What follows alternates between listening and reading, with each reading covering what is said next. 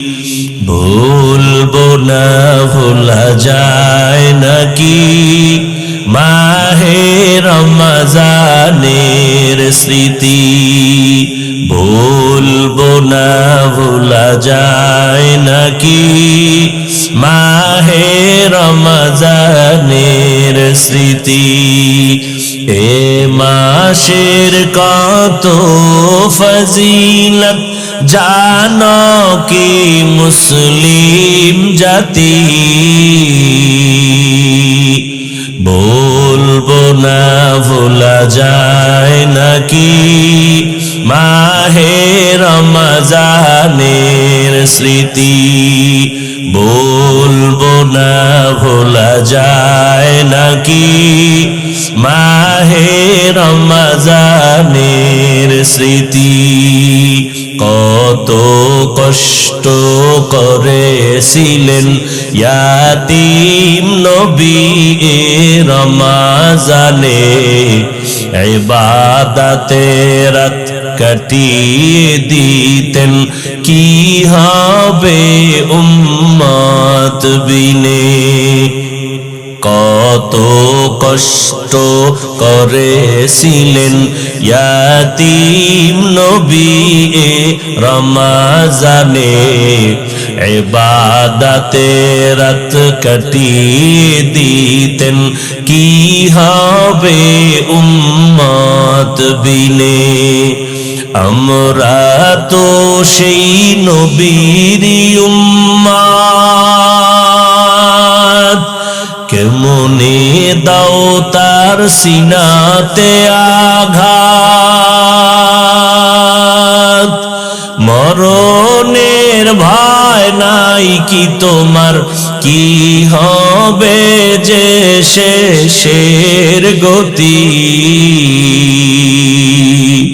ভুলবো না ভোলা যায় নাকি মাহে রমজানের স্মৃতি। ভুলবো না ভোলা যায় নাকি মাহে রমজানের স্মৃতি। এ মাসে কত ফজিলত জানো কি মুসলিম জাতি। ভুলবো না ভোলা যায় নাকি মাহে রমজানের স্মৃতি। ভুলবো না ভোলা যায় নাকি মাহে রমজানের স্মৃতি। এমন এক বরকতের মাস, ভালো করে বুঝো। এই মাসে জাহান্নামের দরজাগুলো বন্ধ, কবরের আযাব বন্ধ রে বাবা। এমন এক বরকতের মাস। ও আল্লাহর গোলাম, এই রমজানে একটা নফল ফরজের সমান দাম, একটা ফরজ 70 গুণ বেশি। আল্লাহ বলেন তাকওয়ার মাকাম অর্জন করতে যদি চাও রমজানের রোজার মাধ্যমে তাকওয়া অর্জন করো।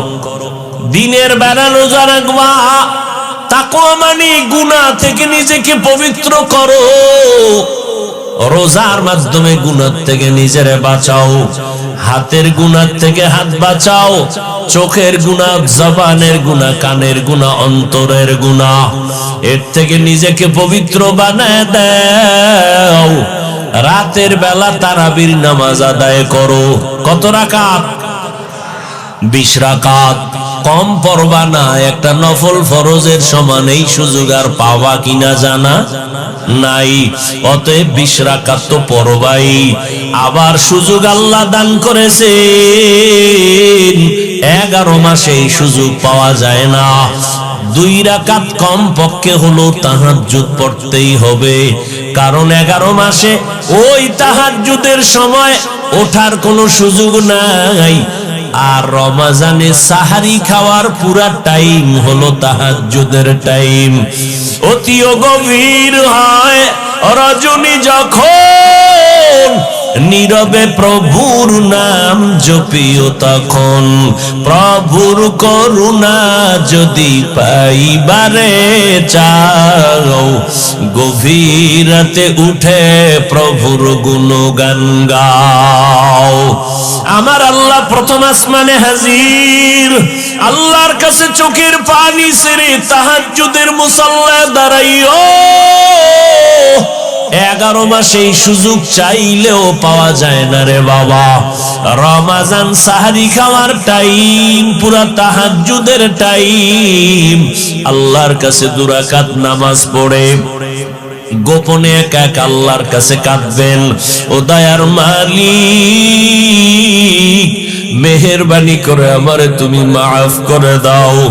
এই জীবনে গুনাহ করে করে জীবনটারে নাপাক করেছি, ও আল্লাহ তুমি মাফ করে দাও। সন্তানগুলোরে তোমার বান্দা বানায় নাও। আমার ব্যবসায় সমস্যা সমাধান করে দাও, চাকরির সমস্যা সমাধান করে দাও, বিবাহের সমস্যার সমাধান করে দাও। আয় আল্লাহ, আমার সন্তান পরে মনে থাকে না, তুমি ওর জেহেন খুলে দাও। বাবা হইয়া আল্লাহর কাছে চোখের পানি ছাড়বেন আর বলবেন, ইফতারির সময় দোয়া কবুলের সময় ইফতারি সামনে নিয়ে আল্লাহর কাছে দোয়া করবেন, ও দয়ার মালিক একটা রোজাও ভাঙবো না, তুমি রোজার বরকতে আমাকে সুস্থ রাখিও মাওলা। একটা রোজা হুঁশ থাকতে ভাঙবো না। মরণ তো আমার একদিন হবেই, সুস্থ হয়ে মরি তাও মরতে হবে, অসুস্থ অবস্থায় মরি তাও মরতে হবে। অতএব হায়াতের মালিক কে? মৃত্যু দেওয়ার মালিক কে? আমার আল্লাহ যদি আমারে সুস্থ অবস্থায় নেন, করার কিছু থাকবে না। কত মানুষ সুস্থ, কোনো রোগ নাই, হঠাৎ বলে আমার বুকে ব্যথা, হঠাৎ জায়গায় চলে যায়। সবাই বলে হঠাৎ মরলো কেন? বলে স্ট্রোক করে মারা গেছে। ঠিক নেই? স্ট্রোক করে মারা গেল। তা আমি সুস্থ অবস্থায় যদি মরি আল্লাহ চাইলে নিয়ে যাবেন, অসুস্থ অবস্থায় যদি আল্লাহ চায় নিয়ে যাবেন। ওই করোনায় কত মানুষ গেল, আবার অনেকের করোনা হইছে কিন্তু মরে নাই। কথা বলেন না কেন? আল্লাহ বাঁচায় রাখছেন। অতএব রোজার কারণে আমার রোগ পারবে, মরে যাব না, না। আল্লাহ রোজার এত পুরস্কার দিয়েছেন, এত দামি পুরস্কার আর কোন আমলের বেলায় দেন নাই। অতএব আমার মাওলা যেহেতু চাইতেছেন আমি রোজা রাখি, আমাকে বন্ধু বলে আল্লাহ সম্বোধন করেছেন, রোজার মাধ্যমে তাকওয়ার মাকাম দান করবেন। অতএব আমি এই বরকত ছাড়ব না। আগামী রমাজান পাবো কিনা জানা নাই, গ্যারান্টি নাই। অতএব আল্লাহর কাছে তওবা করে নেন। ও যুবক, মা বাবাকে বললাম, ও পর্দার আড়ালের আম্মা জানেরা, ও বাবাজিরা, একটা রোজাও নিজেও ভাঙবেন না, সন্তানকেও রাখানোর চেষ্টা করেন। 6 বছর থেকে রোজার অভ্যাস ছাড়ি না রে বাবা। আর আপনার সন্তান 25 বছর একটা রোজাও রাখে না, আল্লাহর কাছে কি জবাব দিবেন? এখন থেকে রোজার অভ্যাস তৈরি করে নেন। রোজা রাখলে শরীর সুন্দর থাকবে, কলবের পাওয়ার বাড়বে, অঙ্গ প্রত্যঙ্গ গুলো তাজা থাকবে। সারাদিনই তো খাবেন, সারা রাত খাবেন, 11 মাসই তো জনমের মতো খাইলেন, একটা মাস একটু কন্ট্রোল করবেন। সুবহ সাদিক থেকে সূর্যাস্ত পর্যন্ত পানাহার থেকে ফিরে থাকবেন। এরে আল্লাহর গোলাম, এর দ্বারা দুনিয়ায় আপনি লাভবান হবেন, আল্লাহর কাছেও দাম হবে, মানুষের কাছেও সম্মান বেড়ে যাবে। ও পর্দার আড়ালের আম্মা জান, ও যুবক বাবারা, আজকে তোমরা কি মনে করো জানি না, আমি যে এত বুঝাই, স্কুলে পড়ো, কলেজে পড়ো, চাকরি করো, বাধা নাই রে বাবা। আমিও তোমার মতো এক যুবক সন্তান। আমি যদি আজকে প্যান্ট শার্ট টাই লাগায় দাড়ি কামায় চলতাম, কেউ বাধা দিত না। এই টুপির কারণে, দাড়ির কারণে কত গালি শুনলাম, কত বাজে কথা শুনতেছি, এরপরও সারি না। এরে আল্লাহর গোলাম, এই টুপি দাড়ির কারণে কত আলেমরা জেলখানায়, কত আলেম ফাঁসির মঞ্চে চলে গেল, এরপরও এগুলো জানি শুনি তার তারপরও ছাড়ি না কেন? একমাত্র কারণ আল্লাহর কোরআন সত্য, নবীর কথা সত্য, একটা মিথ্যা নাই। এক জাররা পরিমাণ গুনাহ নিয়ে কবরে গেলে দুই পার্শ্বের মাটির চাপ।